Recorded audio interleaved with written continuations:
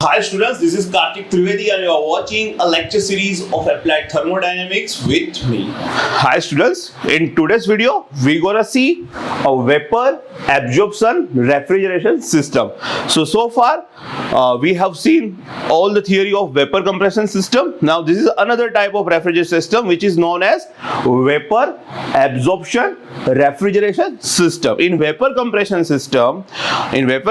refrigeration system, we will do cooling by the compression of vapor, and here only difference is we are creating a cooling effect by the absorption of vapor. So here by absorption of vapor we are creating a refrigerating effect, whereas in vapor compression we are creating a refrigerating effect by the compression of vapor by the compressor. Okay, so this is the difference. We know that vapor absorption system is not that much widely used compared to VCRS system, but they are still used.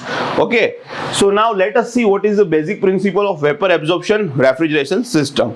Okay, so to understand a basic principle of vapor absorption refrigeration system, we need to study a theory called simple NH3H2O vapor absorption system. NH3 means ammonia, H2O means aqua. So sometime in the exam he will ask you something like this, simple aqua ammonia vapor absorption system.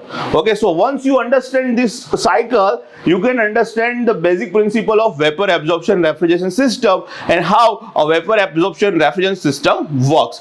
So in vapor absorption refrigeration system there are two things. First is refrigerant and second is absorbent. Again, first is refrigerant, second is absorbent. Now refrigerant is a substance which will do the cooling. Okay, so refrigerant, we know what is refrigerant.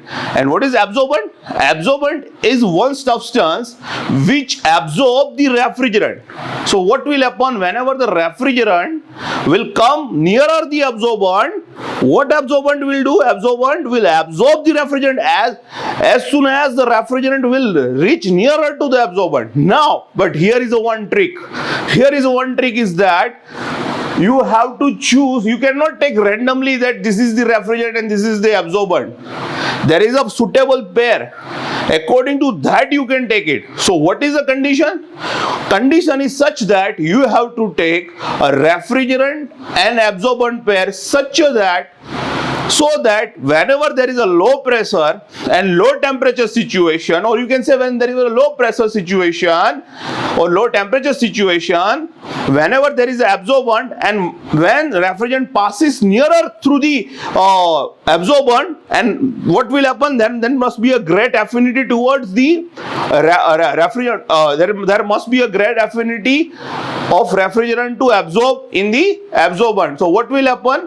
Condition is such that whenever there is a low pressure and low temperature, refrigerant and absorbent both are going to be absorbed, or what you can say, they must have a great affinity at lower pressure and low temperature. Now what is great affinity at lower pressure and low temperature means? Whenever there is a low pressure and low temperature situation and when there is an absorbent and whenever the refrigerant reach nearer to the absorbent, then what will be happen? Then absorbent must absorb the refrigerant. So that is called the affinity, low pressure, low temperature affinity. Now there is also another thing. Whenever there is a high pressure and high temperature situation, they must have a less affinity. So what will happen?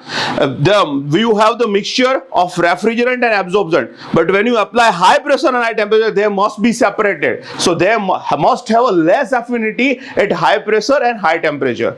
Okay, so here is the condition. They should have a high affinity at low pressure and low temperature. So whenever there is a low pressure and low temperature situation, so refrigerant and absorbent should be mixed, so that absorbent should absorb the refrigerant. And when there is a high pressure and high temperature situation, and if refrigerant and absorbent is mixed at that time, so what will happen? If you create high pressure and high temperature, there must be a less affinity between them. So what will happen? When you apply high pressure, high temperature, they must be separated. Okay, so this is the condition. At low pressure, low temperature, they must have a high affinity. At high pressure and high temperature, they have a less affinity. Okay, so what will happen?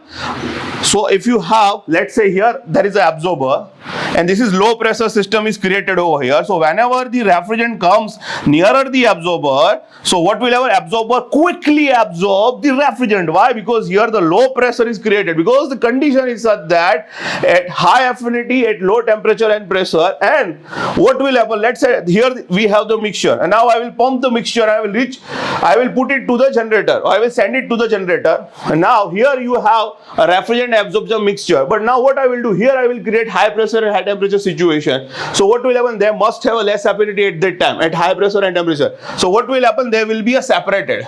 Okay, so this is the condition, because here we have to mix them and here we have to separate them. So the condition is such that at low pressure, low temperature, they must have a high affinity, and less temperature and low pressure, low temperature, they must have a high affinity, and they must have a less affinity at high temperature and pressure. So this is the condition. You cannot randomly take refrigerant absorbent pair. So here I have taken ammonia as a refrigerant and water means aqua as a absorbent. So this is not taken randomly. This is the pair. Okay, and they satisfy this condition. That's why I have taken this pair. So always remember that you cannot take random pair. They must satisfy this very important condition.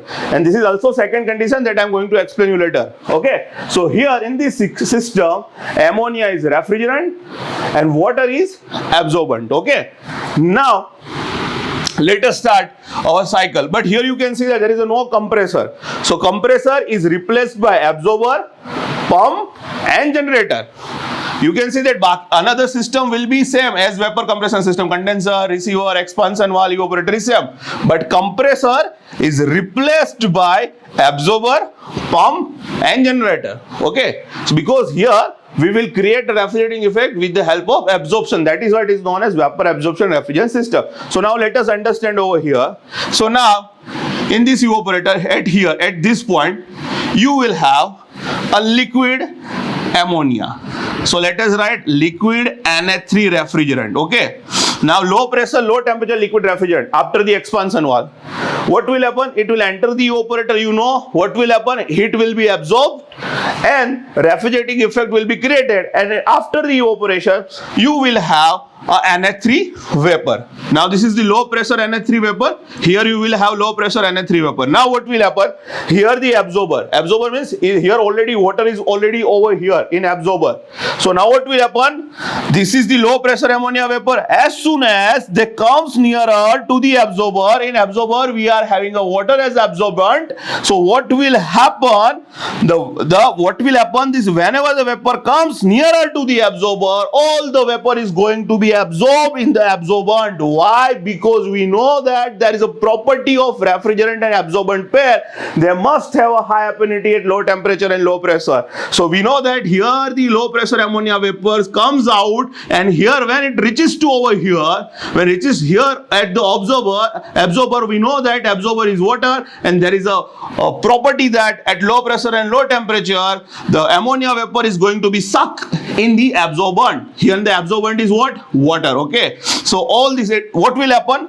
It is created such a effect that all this ammonia vapor is going to be sucked in the absorber. Now what will happen? We know that here the ammonia vapor is come after creating the refrigerating effect in the evaporator. Means ammonia vapor has absorbed the ammonia liquid refrigerant is come into the vapor and absorb the heat. So here the ammonia vapor is come over here after absorbing the heat. So what will happen? More and more ammonia, whenever more and more ammonia vapor will mix in the water, what will happen? The temperature will be increased, because they are comes after the evaporator, because they have absorbed the heat. So what will happen? If here the temperature will be increased, so the solution will be separated. So what we have to do? We have to lower the temperature. So what we will do? For here we will have a mixture of ammonia and water. Why? Because all the vapor is going to be ammonia vapor is sucked in the water. Now what we have to do? We have to supply external cooling water. Okay, so that this solution must be maintained at low pressure and low temperature. So here the external cooling water circulated, so heat will be rejected and the solution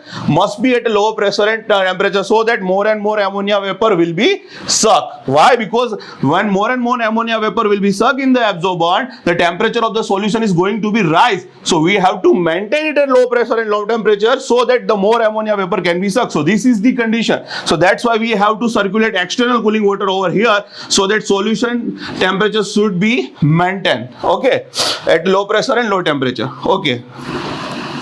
Now here you will have a strong solution. Why strong solution is written over here?